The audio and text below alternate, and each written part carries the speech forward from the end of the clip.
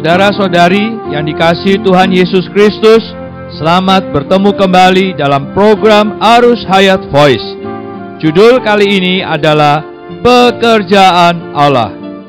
Pembacaan Alkitab saya ambil dari kitab Injil Yohanes pasal 6 ayat 28 dan 29. Lalu kata mereka kepadanya, "Apakah yang harus kami perbuat supaya kami mengerjakan pekerjaan yang dikehendaki Allah?" Jawab Yesus kepada mereka, "Inilah pekerjaan yang dikehendaki Allah, yaitu hendaklah kamu percaya kepada Dia yang telah diutus Allah." Tertulis dalam potongan firman, "Apakah yang harus kami perbuat supaya kami mengerjakan pekerjaan-pekerjaan yang dikehendaki Allah?" Orang-orang sangat bergairah ingin mengerjakan pekerjaan Allah, tetapi mereka menemukan satu kesukaran, yaitu tidak mengetahui perbuatannya bagaimana baru terhitung mengerjakan pekerjaan Allah. Mereka mengira asal mengetahui harus berbuat apa dan bagaimana, sudahlah bisa mengerjakannya. Nyatalah di sini bahwa manusia ingin melakukan pekerjaan Allah, bahkan merasa dirinya mempunyai kemampuan yang cukup besar untuk melaksanakan pekerjaan Allah. Saudara-saudari, tetapi Tuhan menjawab, "Inilah pekerjaan yang dikehendaki Allah, yaitu hendaklah kamu percaya kepada Dia yang telah diutus Allah." Inilah pekerjaan Allah, bukan manusia mengerjakan pekerjaan Allah, melainkan Allah sendiri sudah mengerjakan pekerjaan itu. Itu pekerjaan Allah, bukan pekerjaan manusia.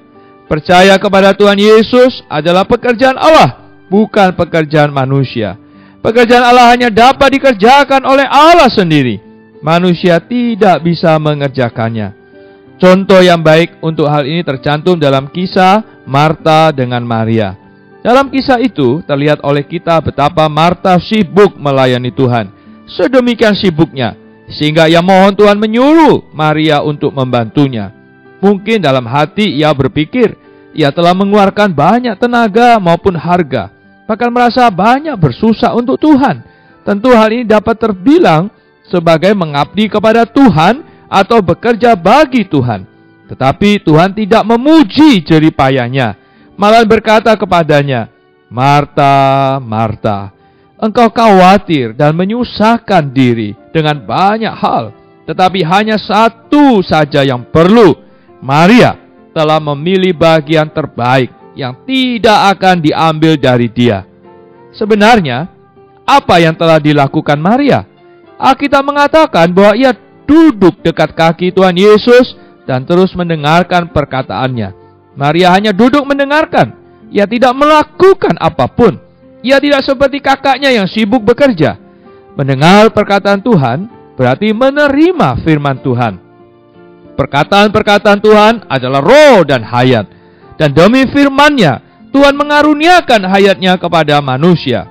Maria duduk menerima firman Tuhan. Ini berarti memberi kesempatan kepada Tuhan, agar Tuhan dapat bekerja atas dirinya, agar Tuhan melalui firman-Nya dapat mempersekutukan dirinya kepada Maria. Sedang Maria sendiri hanyalah suatu bejana penerima saja. Di sini kita nampak bahwa yang bekerja bukanlah Maria, melainkan Tuhan sendiri. Manusia Maria ini adalah pekerjaan Tuhan. Ia adalah sasaran pekerjaan Tuhan. Sebab itu Alkitab mengatakan, karena kita ini buatan pekerjaan Allah, diciptakan dalam Kristus Yesus. Syukur kepada Tuhan, kita ini bukanlah pekerjaan manusia, melainkan pekerjaan Allah. Kalau ini adalah pekerjaan Allah, tentu mutlak dapat diandalkan. Oh, fakta yang betapa mulia. Kita adalah pekerjaan Allah. Jika demikian halnya, bukankah manusia itu tidak ada kedudukan apapun dalam pekerjaan Allah? Lalu mengapa Paulus berkata, "Karena kami adalah kawan sekerja untuk Allah"? Dia berkata kepada orang saleh di Korintus, "Bukankah kamu adalah buah pekerjaanku dalam Tuhan?" Mari kita lihat bagaimana cara Paulus bekerja sama dengan Allah.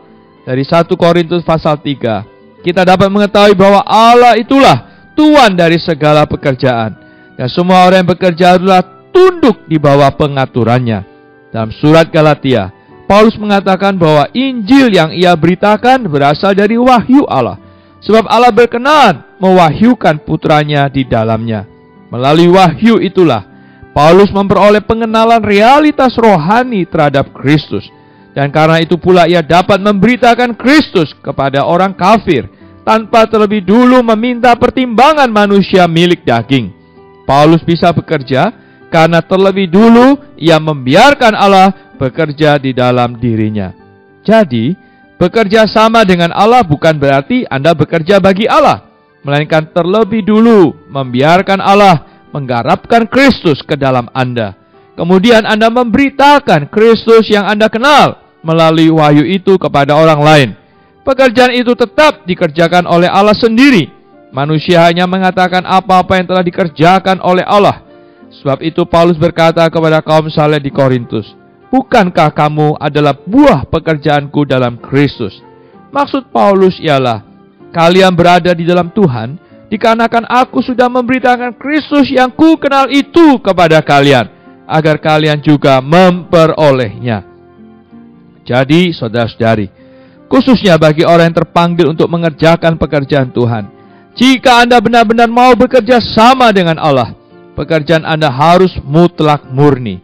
Dalam perkara ini kita harus bersikap takut dan gentar, serta menolak segala yang terbaik yang berasal dari diri sendiri, agar pekerjaan Allah tidak tercampur aduk.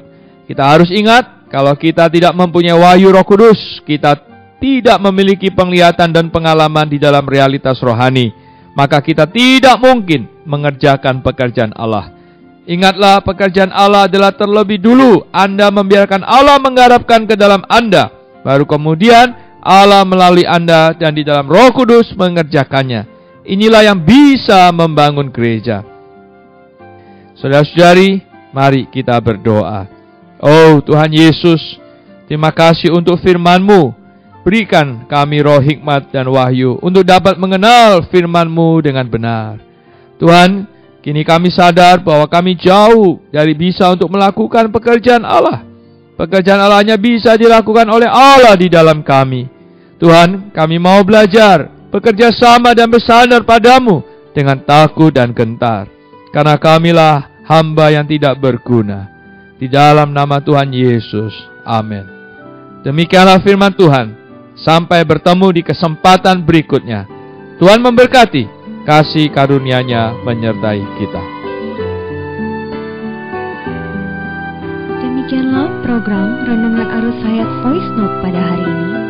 Dan jika Anda tertarik untuk memiliki voice note tersebut beserta seri-seri sebelumnya, Anda dapat mendownload di website kami di www.pemulihan.or.id atau dapat menghubungi kami via BlackBerry dengan nomor PIN 282554-7F yang berpusat di Jakarta dan di nomor PIN 27EB5F7D yang berpusat di Surabaya.